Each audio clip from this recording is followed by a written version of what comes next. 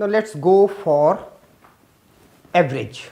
Okay, so it is not justification that we are going for means for the central tendency and we are not discussing what average is. Okay, because you can just say the three types of the averages which we are going to do are the arithmetic mean, median and mode. Okay, so as you are already aware of, but still let me give you a small recap about the average.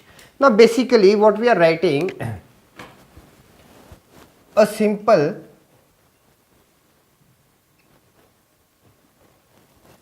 value that summarize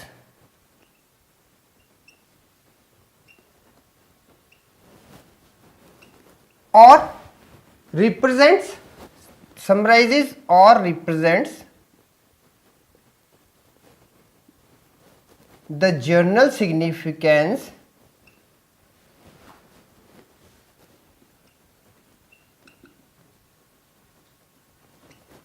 of a set of unequal values. So this is a very nice definition. Now what basic thing is average means? Now we are collecting some data. Suppose we have just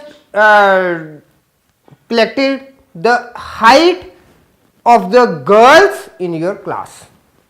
Okay, so just starting from 5 feet and going up to 5.9.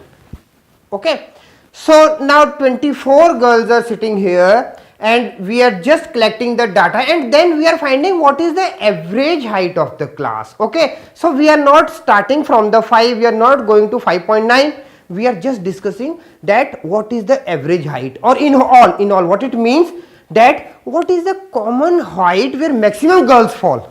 Okay, for example from 5.3 to 5.5.